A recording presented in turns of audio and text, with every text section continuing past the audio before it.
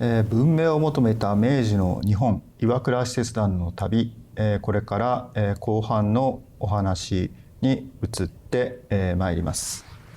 最初にもう一度、岩倉使節団のリーダーたちが撮った写真をお見せいたします。この岩倉と木戸で、あと特に大久保、伊藤といった人たちが、この岩倉使節団の旅のキーパーソンであるわけですけれども、もう一人この岩倉使節団を語るときに忘れてはならない人物がおります。それがこの久米国武という人であります。この人は後に歴史学者となって、その方面でも大変有名な方でありますが、この岩倉使節団の時には書記官としてですね、言ってみれば秘書として参加をしておりました。この久米国武は岩倉具視や木戸大久保のそばに常にいて、彼らの語ったこと、彼らの感想というものを書き留め、また、彼自身がですね、岩倉使節団が訪れたさまざまな場所について詳細なレポートを書き残しております。後で岩倉大使の訪れた先々のことをですね、この久米が書き残した有名な旅行記がありますので、そのこともちょっと後で触れたいと思います。で、この久米国武は岩倉使節団の旅を通じてヨーロッパ文明、西洋文明というのはどのような性格のものであるか、それは我々の東洋の文明とどう違っているのかということについていくつかのことを書き残しております。その一部を紹介したいと思います。前半でも服装のことをお話ししました。実は久米もですね、この服装を通じての東西文明論ということをですね、書き残しております。ここにありますように、西洋人っていうのは何事もきちんと決まりのついたことを好み、東洋人は余裕のあるのを好むと。西洋人は衣服も首から手足までもきちんとしているが、東洋の服はブワブワしているというふうに言っています。つまり岩倉使節団が初めて洋服を身にまとって窮屈だと、これはたまらん窮屈だというふうに感想を漏らしたことは先ほどもご紹介しました。つまり久米によりますと、西洋人というのは洋服っていうのはまさにもうきちんとして体に密着してまとわりついくものだと。でこれは我々の服装とは全く違っているものなんだと。着物っていうのはそんなことはないと。ブワブワしているといいますか、非常にゆとりがあるというふうに書いております。このことを通じてですね、服装の違いというものからですね、久米は非常に興味深い東西文明の比較を行っております。例えば絵画についてでありますけれども、西洋人というのは人の体の一部をそのまま描写して鑑賞すると。東洋人というのは不自然な自然を描写し、筆数をできるだけ省略した絵を風流として、そこに趣を、感じると。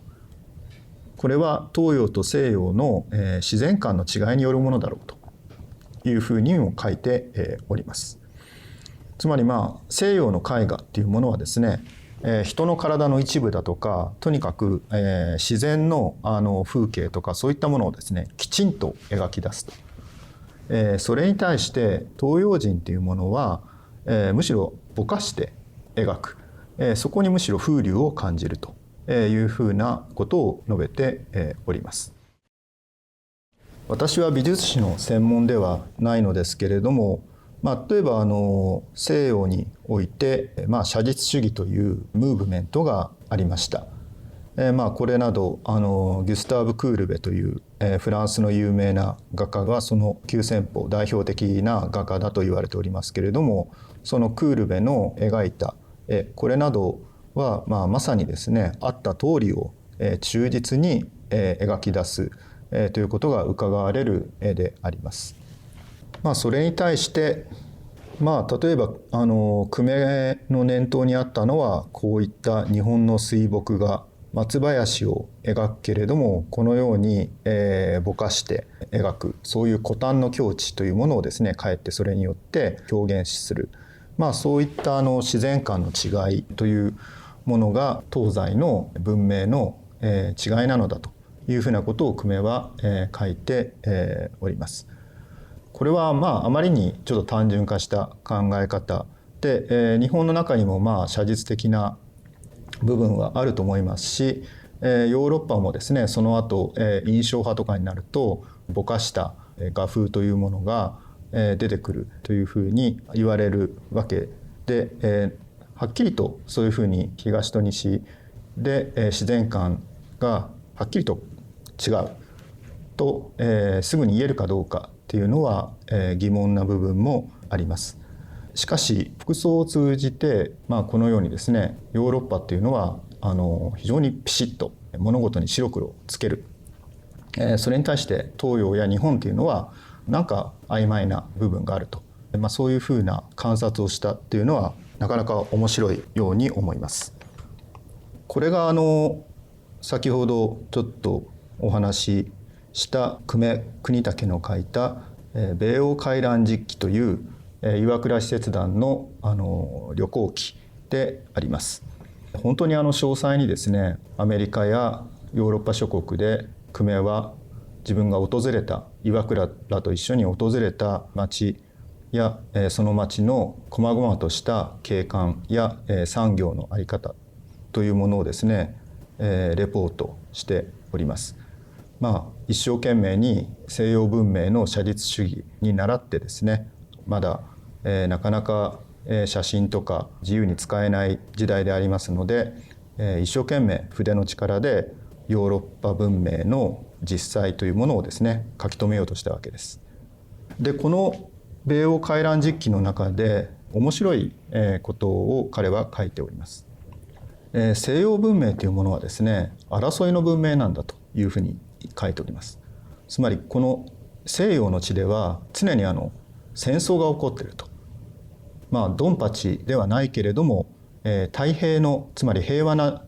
時代でもですね戦争が起こっているんだというふうに久米は観察しております。彼によるとですね白人、欧米人というのは欲深い人種でアジア人はよく少ない人種であると。したがって西洋では利益を守る政治をし東洋では道徳に基づいた政治をするというわけですね。で彼によれば西洋の政治っていうのは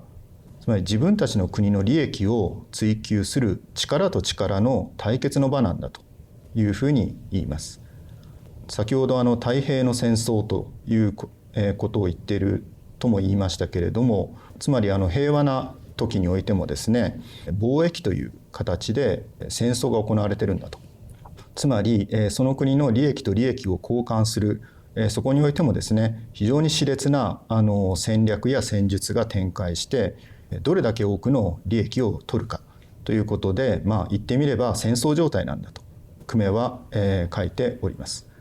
でその太平の戦争において頼みとなるのは人々の結束力なのであるというわけですね。人々が結束して自分たちの国を盛り立てて他の国との競争に打ち勝つんだということで、ナショナリズムというものをですね育成することそれが重要になってくるんだというふうに述べます。つまり久米というものはですね欧米を回ってくる中で西洋文明というものがやはり非常に白黒をはっきりさせるそういう文明でそこから他の国との間においてもですね自分たちの利益というのをはっきりさせるそして常にそれによって交渉をして自分たちの国の利益というのを高めるそれが西洋文明の原理なのであるということを観察したわけであります。でそのような太平の戦争と言われるような戦いの場において生き残っていくためにはそれはナショナリズムというものをですね育てなければならないんだということであります。じゃあそのナショナリズムっていうのはどうやって育てることができるのかというと、そこで久米が注目したのが、どの国も自分たちの国の歴史というものを大事にしているということでありました。で、そういった点をですね、久米は博物館というものを訪ねることによって知っていきます。この博物館という施設ですね、それが欧米のどんな町にも博物館があると。どの国にも博物館があるし、その国のどんな町に行っても博物館があると。一体この博物館というのは何なんだということで、盛んに訪れた国や町で岩倉使節団の一行は博物館を訪れるわけですけれども、そこでですね、博物館に行ってみると、その国が開けていった順序というのが手に取るように分かると。国が発展していくには必ず順序があるんだと。過去のことを今に伝えて一歩一歩進んでいく、これが進歩というものだと。進歩とは古きを捨て新しきを欲するということではないんだと。国が成り立つにはその国の習いというものがある。そのような国の発展の順序と習いというものを知るにはですね、博物館がふさわしいと。で、博物館によってというものを作ってですね、その国の歴史っていうものをしっかりと伝えていく。その歴史というものに裏付けられていないと国の発展はないというように彼らは考えつきました。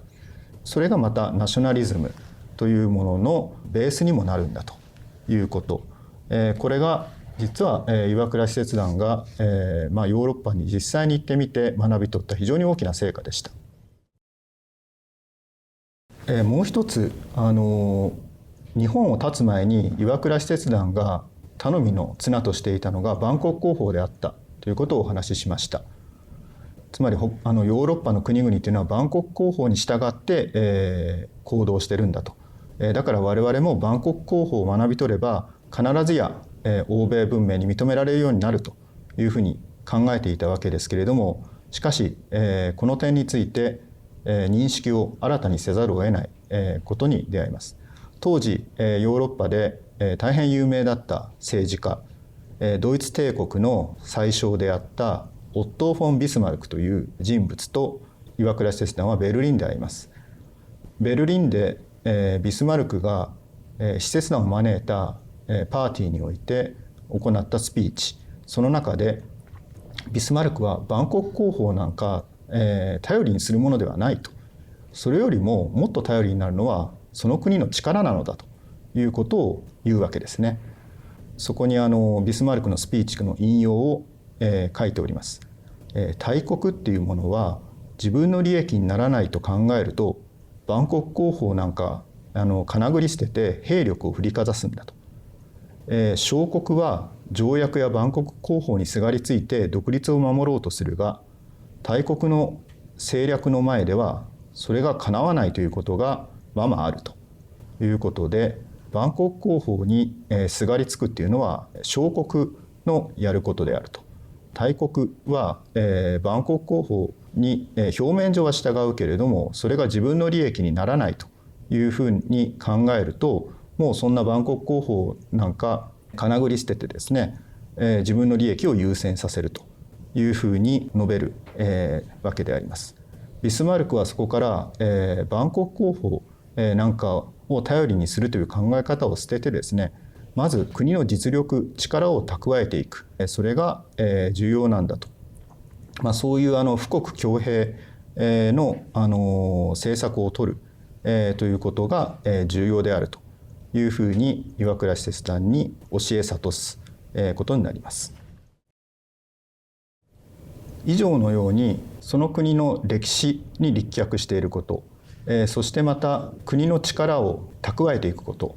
それが文明国として世界に羽ばたくために必要なことであると。そのことを岩倉使節団は学び取ったと言えます。そのことをですね、特に強く意識して岩倉使節団の旅から帰国後に政治に当たったのが大久保利通でありました。大久保は、ビスマルクの言った国の力を蓄えることが万国公法に勝るということに非常に大きな感銘を受けます。そこから大久保が帰国後に行った政治というものは次のようなことでした。つまり日本は小国であると、小さい国であるということをまず自覚しなければいけないと。その上で国の力、国力の発展に努めるということであります。で、大久保が帰国した時に、岩倉使節団が帰国した時にですね、実は、日本の中では朝鮮半島に侵攻するという、そういう議論が起こっておりました。大久保をはじめ岩倉使節団のリーダーたちは懸命にそれを止めます。とんでもないことだと。今の日本の実力でそんなですね、海外に軍事力を派遣するなどというそんなことをしてはならないということで、海外への軍事侵攻というものをストップさせる。そして日本はまずはですね、殖産興業、国内の産業を育成するということが大切なんだということ、これは特に大久保利通が考えたことであります。でそのために彼が行ったことっていうものはですね、